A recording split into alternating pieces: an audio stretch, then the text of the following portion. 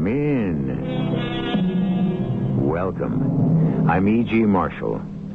To celebrate 8 seasons of radio's first theater of the 80s, your Mystery Theater, we have brought you a week of the strangest, most perplexing story we could find.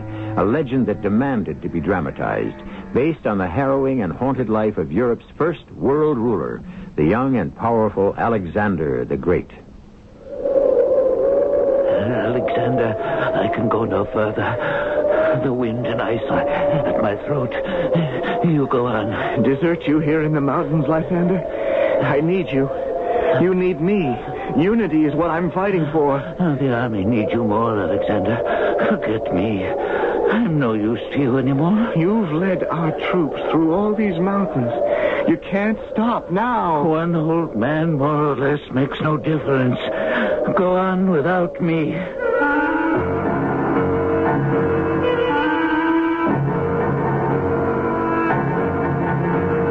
Our mystery drama, The Legend of Alexander, Part 5, The Legend Begins, was written especially for the Mystery Theater by Gerald Keane and stars Russell Horton. It is sponsored in part by True Value Hardware Stores. I'll be back shortly with Act 1.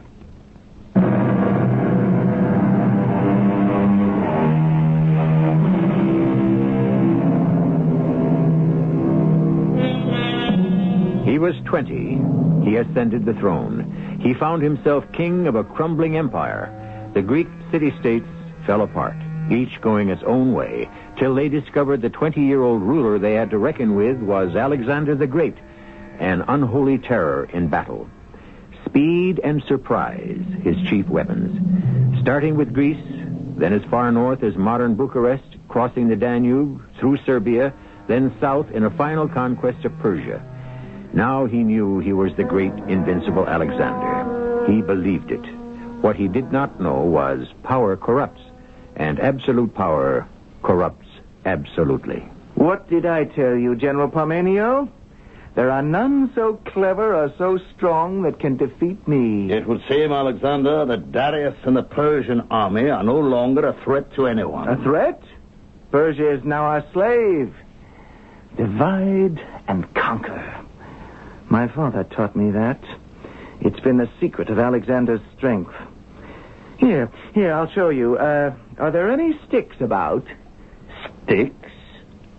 What kind of stick? Plain, ordinary wooden sticks. Kindling tree branches. Here? In Darius's palace? Gold and silver sticks, yes, probably. But not wood. What kind of an answer is that to your king? You!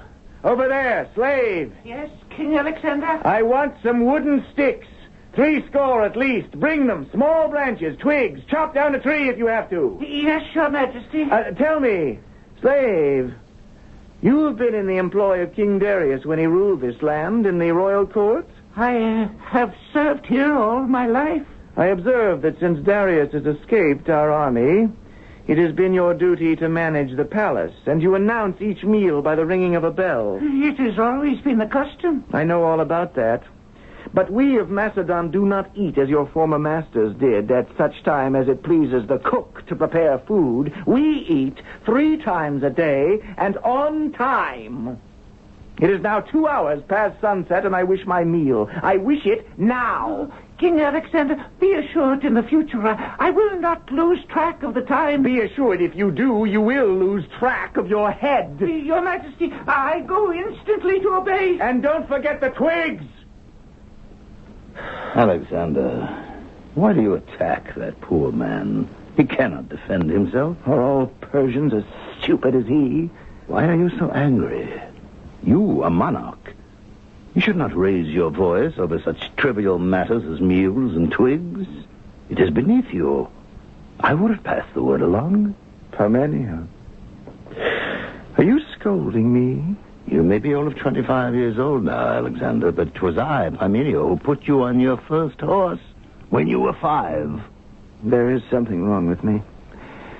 My temper is too short. Why is that? The ways of the mind are a mystery to me. But victory after victory has not brought out the best in you. Hasn't it? I'm building a new world? That's not the best in me? You have succumbed to the wart that disfigures power. And that is arrogance.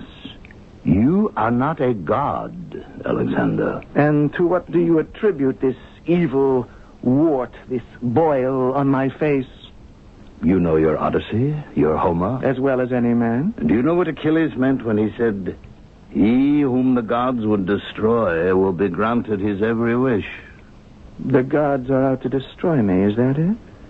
You are not the Alexander you were.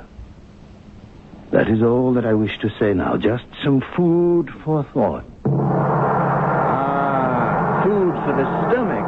And where are the sticks I asked for? Here, Your Majesty. I hope these are long enough, or short enough, as Your Majesty desires.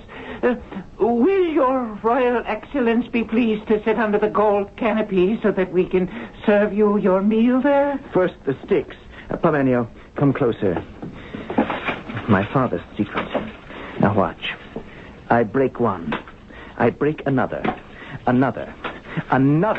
That is how my father, Philip of Macedon, brought each state to its knees, one at a time. You see how easily it's done? Now, we put all these twigs together. My purpose is to gather all the city-states of all lands together. Like this. One solid family of many branches, all speaking the language of Homer, Aeschylus, Sophocles, forming one great world of nations of the same tongue and cultures. Tie them, bind them all together as I am doing, and no one can ever break us apart. Try it, Parmenio. Here, take this bundle of twigs. Try to break it. I don't have to, Alexander. I understand your point. They may give, they may bend, but together they are indivisible and unbeatable. This tree of states cannot be broken. Now, to food. Help me up to the throne, Parmenio. You may sit somewhere below me. I've sat in many thrones, but never Darius's. Comfortable. But it won't do. No? Look at my feet. They don't touch the ground. Am I so short? King Darius is extremely tall. Yes, he is. I can't have this. You, slave. Yes, Your Majesty. Before I'm served, I need, do you see that table? Push it under my feet. Now, a little closer. That's better. Now my feet have something to rest on. Place each dish on a small tray and bring it to me. You, don't you hear me? Your Majesty, I cannot. My heart is giving out. What is the matter with you? Give me a tray with each dish. I'll rest it across the arms of this throne and eat. I think it upsets this loyal Persian to see you seated on Darius's throne. No, it isn't that. It's the table. This table I placed here on which you put your feet. It is the table on which I served my King Darius his meals. Of course. You understand, don't you, Alexander? The poor Persian can't bear to see your feet on a table from which Darius took his meals. The table has a meaning for the man. To him, it is a sad omen. It has a meaning for me as well. Darius's dinner table is Alexander's footrest. To me, that's a good omen. It means that soon Alexander will be trampling all over Darius. Now, the food. And no delay. No. I changed my mind. I'll have some wine first. Parmenio, join me in drinking to the health of Alexander the Great and our next victory. Tomorrow, we take Persepolis.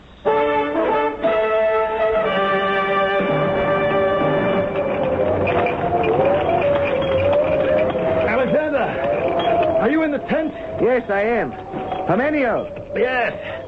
I'm half frozen. Join us. Hurry up. Close that tent flap. You'll have all our maps blown to the ground. Where have you been? We thought you'd never get here. You went on foot. It's the fastest way. Our horses travel very slowly in deep snow. Many lost? 100, then I stopped counting. Alexander, how much longer are we going on with this forced march over the mountains? Until we reach Persepolis. Darius's main city, his biggest palace is there. Turning into a fierce blizzard. You want us to pitch camp at Rhodus? Why are the troops so slow? Lysander and I have been here for 3 hours. They're doing their best. They're not used to freezing weather. Give them credit, Alexander. Nobody's moving thousands of men across mountains by wishing. But it can be done by will. Look at this old man. He has the will. Lysander, wake up, wake up. Parmenio is here. Hail, Parmenio. Hail, Lysander. You did good work on the roads. I'm sorry our engineers couldn't clear it better. But as soon as they'd push the snow from the road, it would drift right back. Did you have any trouble with the mountain tribesmen? We lost many men. Alexander, the troops are exhausted. Some of them are marching without shoes. Most do not have the right kind of clothing against the cold. And even if we do get to Persepolis by morning... What do you mean, if? There is no if.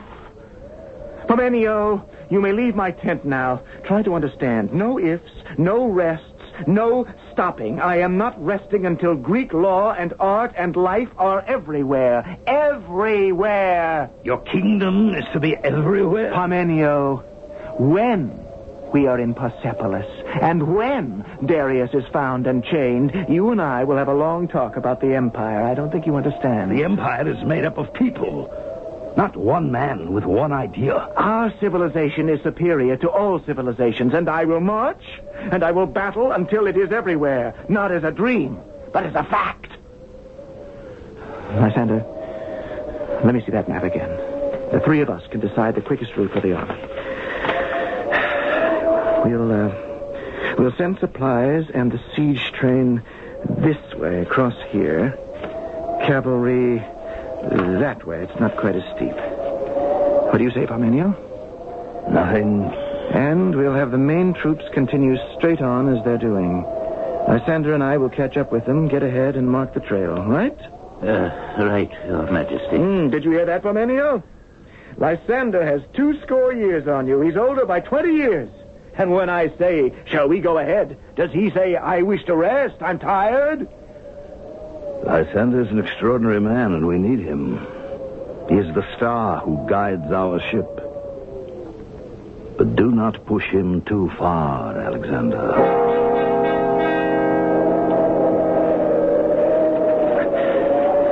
Alexander, stop a moment. Parmenio's men are still ahead of us. I'm holding you back. I cannot go any further. Forgive my age. Take my hand. No. It's too steep for me. We're closer to the top than we thought. The wind and the ice are at my throat. You go on. Here, the maps are tied to my waist. My fingers are too numb to untie them. Here, cut the string. Take them. Leave me here. Desert you in the mountains? I'd sooner drink hemlock. I was right. Look, we are at the top. Campfires. You see them down there in the valley? Persian tribesmen. Obviously, they haven't seen our men yet. Oh, take heart, Lysander. I'll surprise one of them. Take a firebrand, bring it back up here, and set fire to the trees behind us. That ought to frighten them off. They'll think a thunderbolt has struck the mountain. Take my cape, Lysander. Keep yourself warm with it. When the trees are blazing, I'll come for you.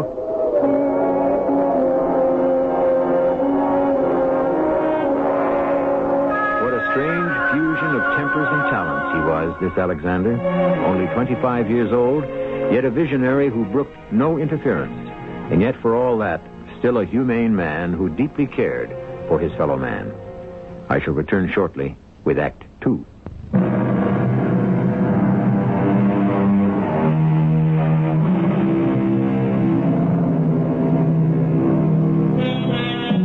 It stuck in Alexander's craw that he couldn't find Darius III, king of Persia. Town after town fell to Alexander, but Darius eluded him. Persepolis, the capital city, was vandalized and burned. Ecbatana scoured, yet no Darius. Tehran, 200 miles distant, yielded nothing. Then scouts arrived with hard, believable information. Darius had been stopped by his own cousin, the Prince of Bactria. Are you sure, Parmenio? Stopped? Where? At the edge of the Caspian Sea. By his own cousin, Prince Bessus? Well, you must explain it. I cannot. I'd say Bessus has his eye on Persia. So he arrests Darius to be friendly to us. Betrayal by your own relative. It isn't the first time. How long will it take our men to get there? 2 days and a night's march through the desert. We'll make that 2 nights in 1 day. It'll be cooler at night, and we can begin now. Why exhaust the men unnecessarily? Let them rest. Parmenio, old comrade, haven't you learned yet? Alexander does not rest. We are not all Alexanders. Darius is safe. He is under guard. What does it matter which day he is brought before you? He is ours. The sooner I see him, the sooner I can prove to him we are not barbarians. But why bother? He is your enemy. What do you have to prove to him? That our cause is honorable. That he and I, the only remaining monarchs of great kingdoms, have that in common. That we might rule together. What? Alexander, you're a young man of contradictions. I don't deny it. To make this great show of benevolence, you would hasten your men beyond endurance. Parmenio, you have never agreed with anything I've said. You thwart me at every turn. I shall take the decision to the men. Let them decide whether we begin our march now or tomorrow. If we start now, tonight. We should arrive tomorrow by nightfall.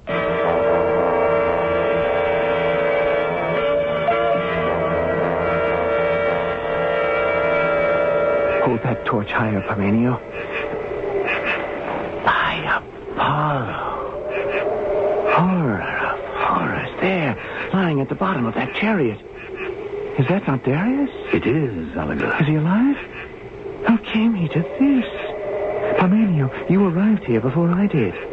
I thought you said Prince Bessus had captured Darius, not tortured him.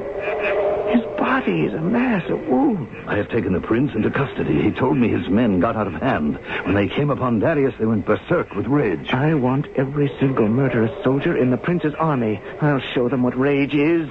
Oh, Darius. Darius. Oh. Great Zeus.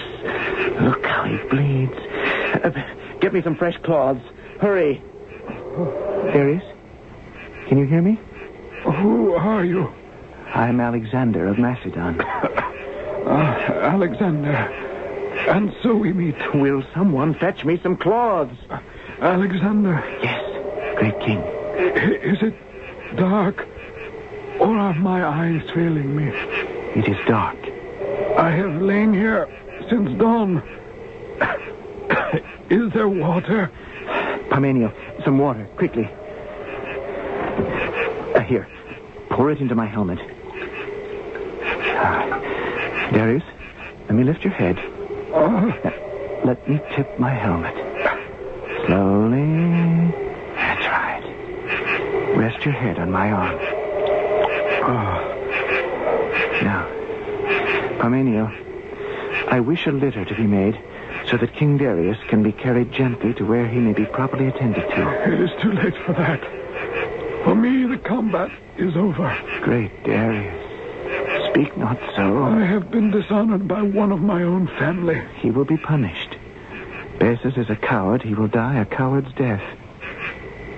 Take my right hand, Alexander. It is yours. He is gone, Alexander.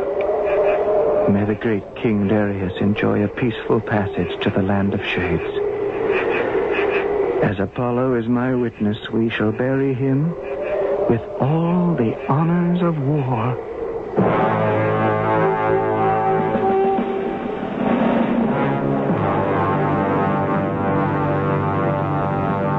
Lysander, they told me it was you. I couldn't believe it. How good to see you.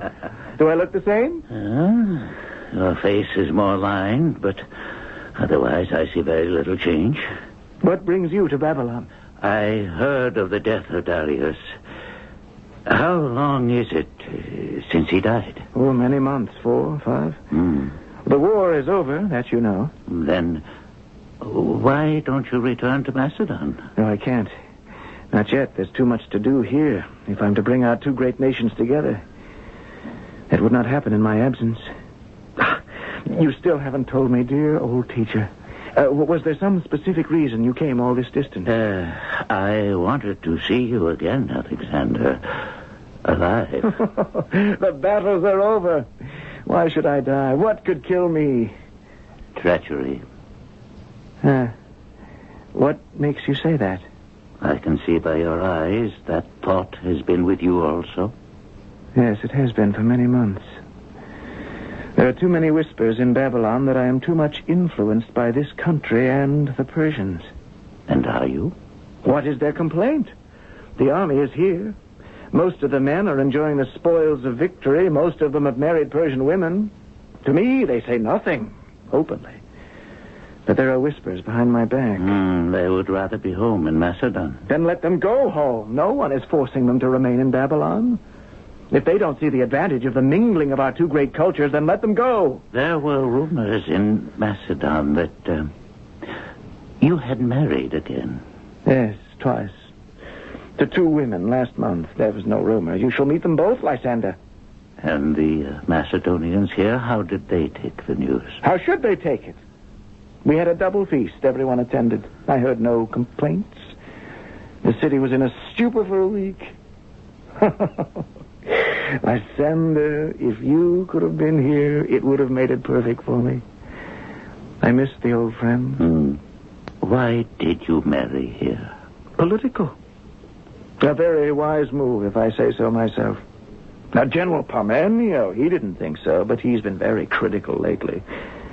Lysander, I know you'll understand. You have a political background. You marry two women from two ruling Persian houses. Am I right? Right as the rain clouds over Parnassus. Parnassus. How I miss it. However, the older of my wives is Statira, Darius's daughter. She's 21. The younger is Pericastes. Her father was king here before Darius. What do you say to that? In one double wedding, you united two rival branches of an old ruling Persian family. What a pleasure. A man who sees the political implications of what you're doing and doesn't disagree. That Parmenio... He disagrees. He's getting too old. I gave his son Philotas the governorship of one of the provinces. Do you think I've received any thanks? Just the reverse. This pipsqueak Philotas, I know he speaks against me. He does more than speak. That's the real reason I came to see you. You have proof? I have brought it with me. This letter.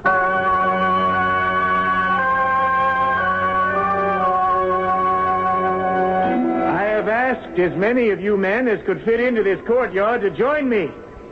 And I see old friends, familiar faces who've marched with me from the Black Sea to the Khyber Pass, who shared the fighting at Gordium and Tyre. Most of you were bachelors then.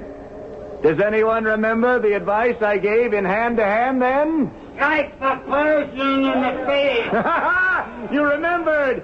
Strike the enemy in the face. A young bachelor does not like to return home with scars on his face. Well, we were not afraid when the Persian chariots rolled down upon us. Sharp scythes lashed to their wheels. We stepped aside, let them crash into each other. We didn't run from Darius's elephants. Whatever had to be faced, we faced it. Together. There was an openness, and there still must be. There is room for argument, even dissatisfaction, for criticism. But one fault I will not forgive, and that is treachery. I have here a letter in Philotas' own handwriting. Governor Philotas, there is a plot to murder Alexander. Look to yourselves. If any of you know of such a plot, or know of any of the plotters and do not come forward, You will be judged as guilty as the man who plans to hold the sword to my heart.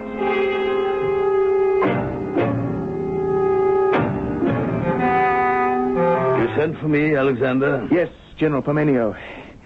When did you arrive in Babylon? A few moments ago. I rode through the night. Parmenio, you and I have fought side by side in many battles. We've shared the gold. We have shared, haven't we? Susa, Issus, Persepolis, you were my right arm. I still am. Are you? Why? Do you doubt it? Have you spoken to your son lately? I have not seen him. And he has always been a poor correspondent. Of course, now he is a governor. Philetus is here, in Babylon. He's in prison. What has he done? He has written this letter. It is to a fellow conspirator, Harpalus. Do you recognize the handwriting? Yes, it is my son's. Last night, with the slight encouragement of some red-hot coals, he confessed to a plot against me, which he says was hatched by you, Parmenio, his father. Philetus said that? But why? I do not understand any of this. My own son? It's not true, then, is it, old warrior? Me plot against you? I may differ with my king about many things, and I have been outspoken in my opinions. But to plot against your life? Never. I hope that is true. Because if not, you should prepare yourself to follow your son to that land from which no voyager returns. There were many executions. Today, we might call this form of justice a chronicle of horrors. Suspicion, accusation, arrest, trial, a confession enforced by torture, and finally, death. One by one, those whom Alexander had trusted were betraying him. He was 32 years old. Were his days numbered?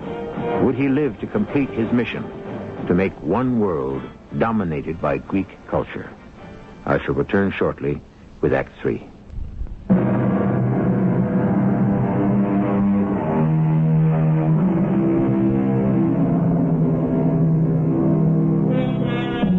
He subdued all of Greece, Persia, Egypt, and finally India. Then, convinced he had marched his men to the outer limits of the world, Alexander ordered his army home.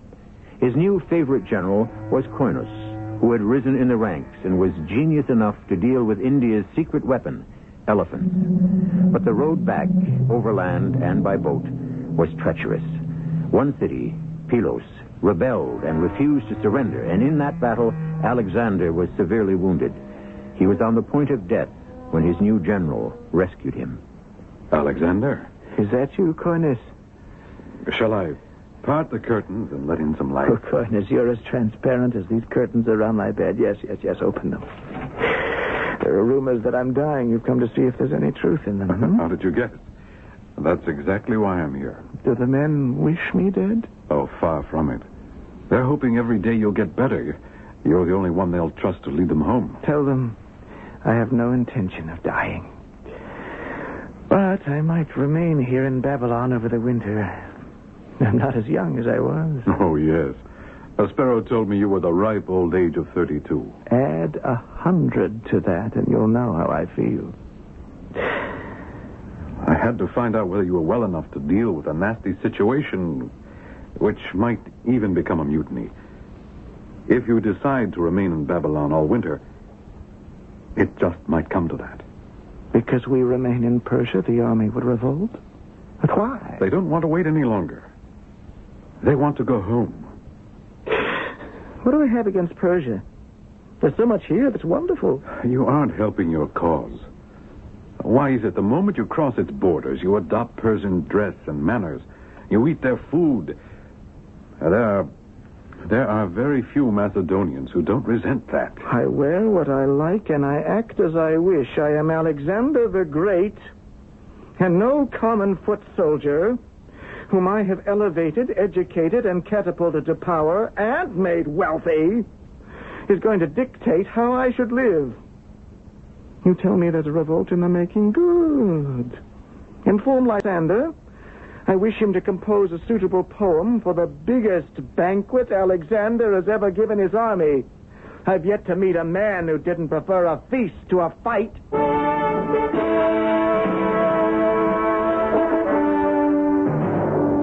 General, does he think a feast for his soldiers will change their minds? And that I should write a verse for this happy occasion? Or I might as well write an obituary. No one would attack Alexander. They won't have to. He'll kill himself.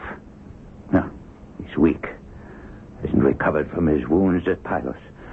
That javelin almost went through him. But what else can Alexander do but get up and face the men? He's simply not well enough. Has he any idea it might be his farewell address? At 32 years, did death seem close to you? I know it's dangerous, but it would be worse if the men thought they could have their own way. Consider it as another battle. The king does. He knows he must stand alone at the head of his army.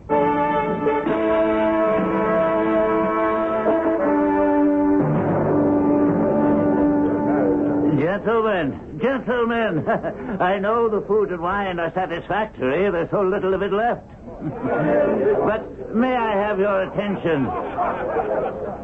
My name is Lysander.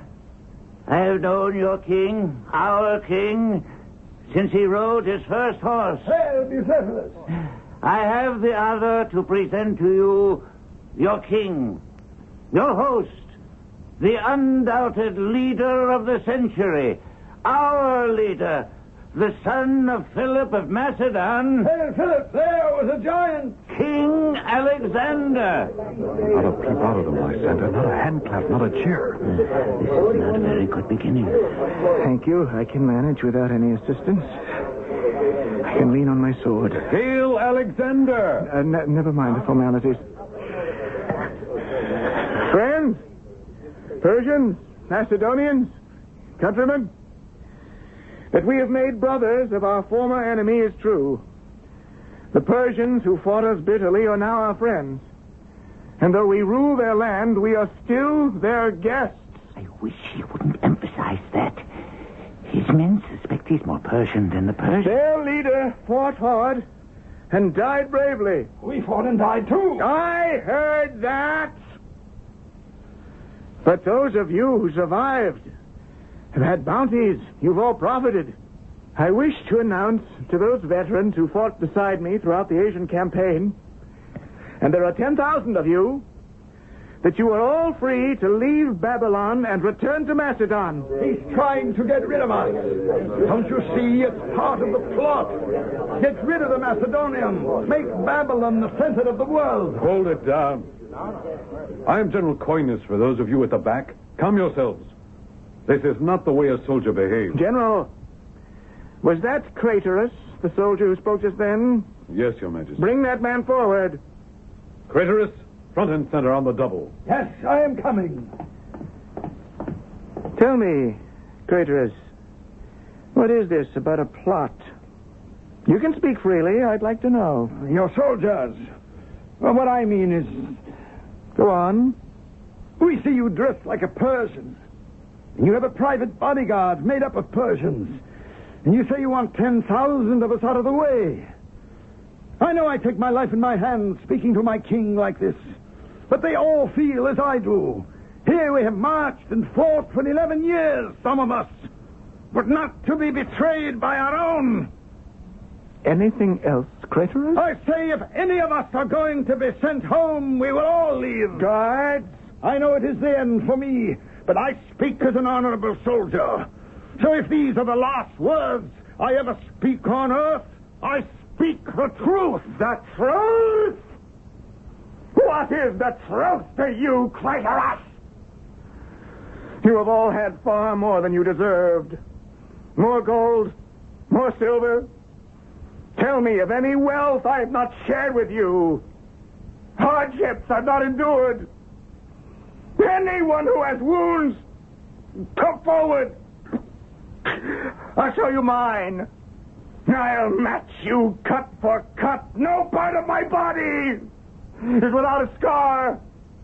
But only in front, never in back. Your Majesty, I did not know. Oh, yes, you did, traitorous. Every word. Interesting, isn't it? You have a name that the great poet Pindar would enjoy rhyming. Craterous, which rhymes with traitorous. Guards, seize this traitor. Take him to be executed! You wish to leave Babylon? Go, every one of you. Tell them at home you deserted your king who led you from victory to victory across the world. Tell them you left your king in the care of the strangers he conquered.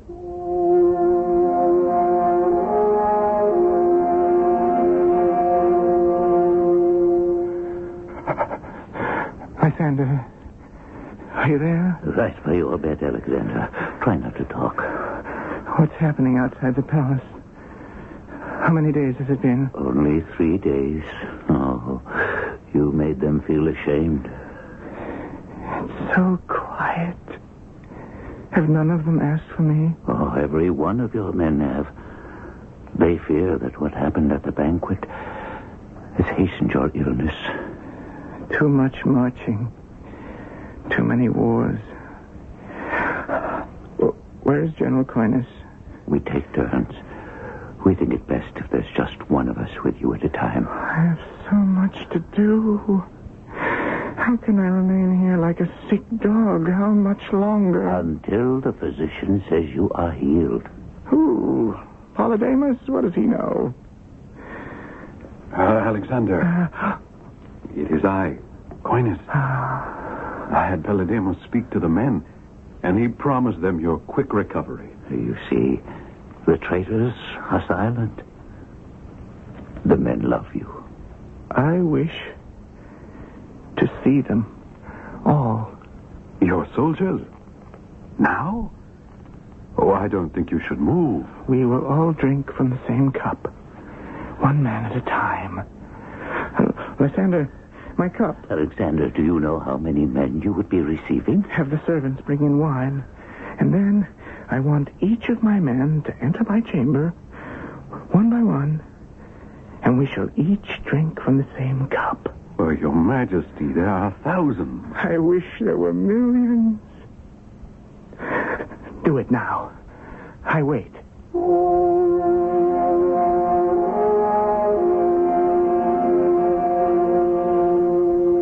It's been a long day.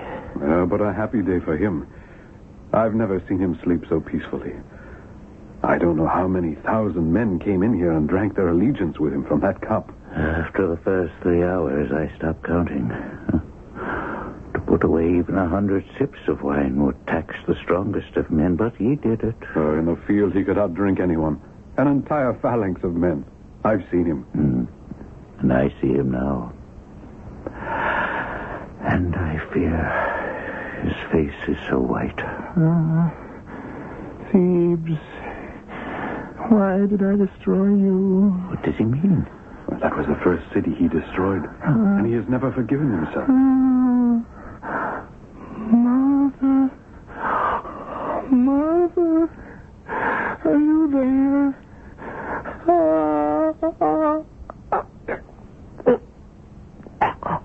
Who is it? Father? Alexander, it is I. Coyness, your general. Parmenio, you betrayed me too. My own General Parmenio. No, Alexander. General Coyness, the faithful. So many of you standing around my bed. No, my king. Only Lysander and myself. There's no one else here. Good Lysander, come closer. Will you read to me from Homer as you used to? You and I, Lysander, like times of old. I die, Lysander. Oh, you leave so much unfinished.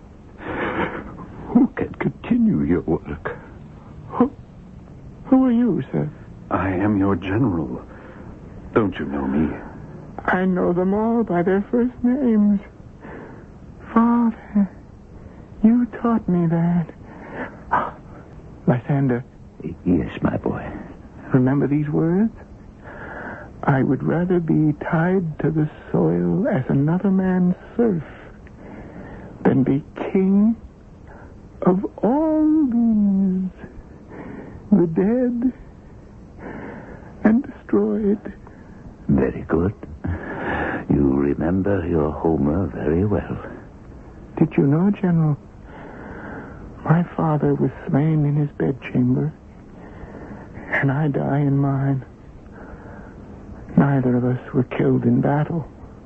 Who will come after you, Alexander? There is no one worthy to stand in your shadow. Alexander, can you hear me?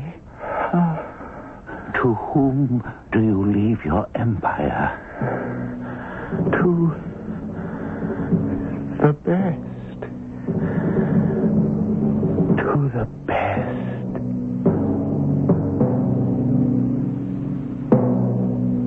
To the best. I leave my empire to the best. Those were the last recorded words of young Alexander the Great. Did he mean anyone who could take his empire away would be better than he, and therefore the best? But no one man ever did. There was none who could match him. That is the end of what we know of Alexander. Now, the legend begins.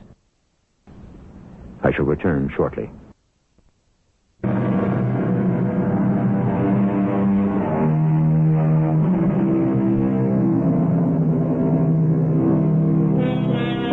Incredible that one man, driven by one idea, could march armies from Greece to the borders of modern Russia, could take Persia, India, and Egypt in his stride, found a city in his own name, Alexandria.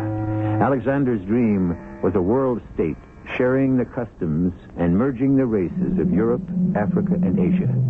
Now, 23 centuries later, the world is as fragmented as the remains of Humpty Dumpty. I wonder if all the pieces of common understanding can ever be put together again. Our cast included Russell Horton, Mandel Kramer, Roy Owens, and Lloyd Batista. The entire production was under the direction of Hyman Brown. And now, a preview of our next tale. He stared at me. And then he walked over to my bench. Have I your permission to be seated? It's a public park. The city owns the bench. Oh, speak, Taximar. Who?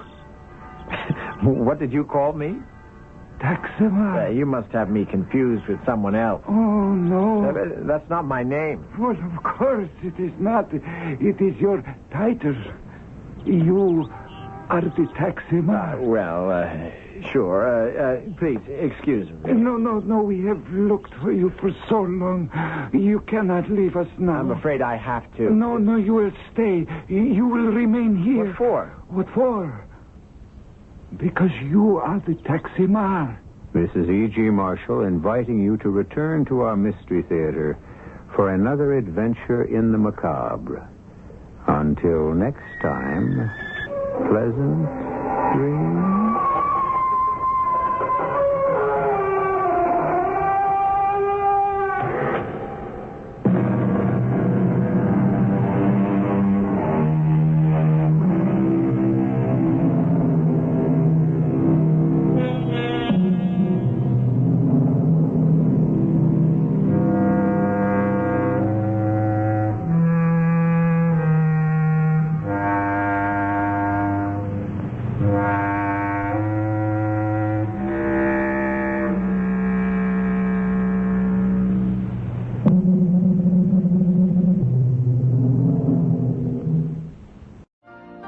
You've been listening to the OTR Gold Network.